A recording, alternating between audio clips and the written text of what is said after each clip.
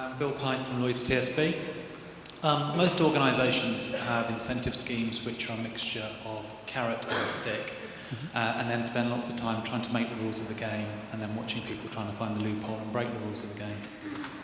What's your work done on that, and how would you shape an incentive scheme to be productive? Yeah, that's a great question. In terms of carrot and stick, I think economists don't have that much to say. That you can't use a very big stick because slavery is outlawed, so people can leave if you use too much on the stick side. So you're kind of forced in business to use a lot of carrot. But what I think is financial incentives are far overrated in a business setting.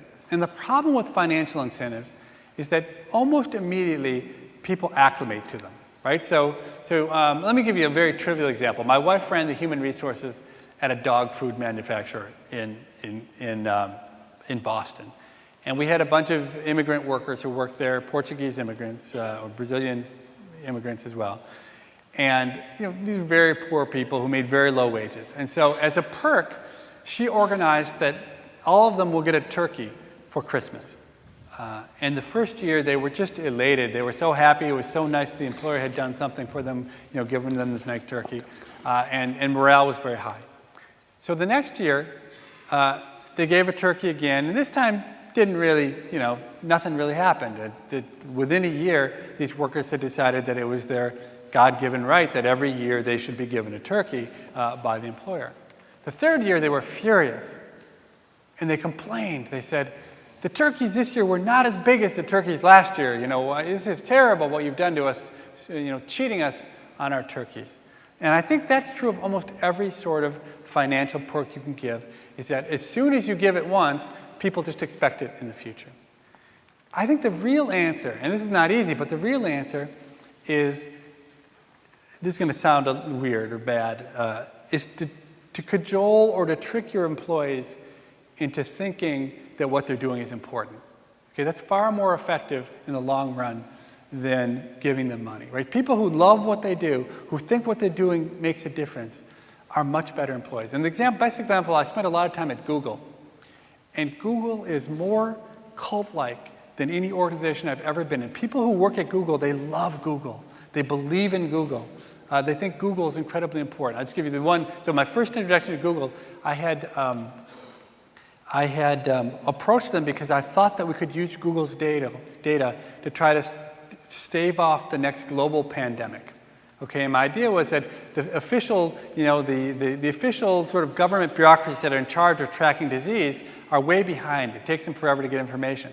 But in the rural parts of China, you could imagine a clinic typing into Google, some strange rash or something that looks like smallpox, and trying to gather that information to try and see whether or not a global pandemic was starting. And I talked to the people at Google about doing it, and I think they actually had some confidence it would work. But they said, we won't do the project.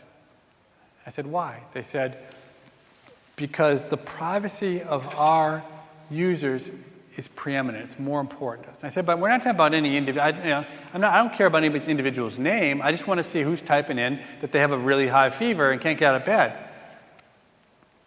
And the guy said to me, there are teenagers all over the world who the first thing when they wake up in the morning, they think, Google is going to keep my data safe.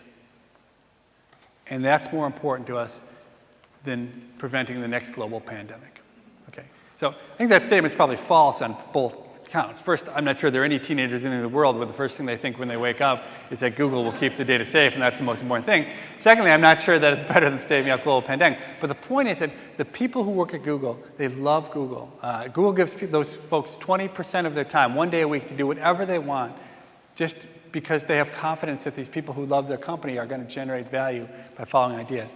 And I think ultimately that, if there's one thing I would do as a manager, it would be to try and inculcate into the people who work for me why what they're doing is important, why it matters. And when stuff matters, then you don't care nearly as much about exactly what your wage is or exactly how much you got paid relative to the next person.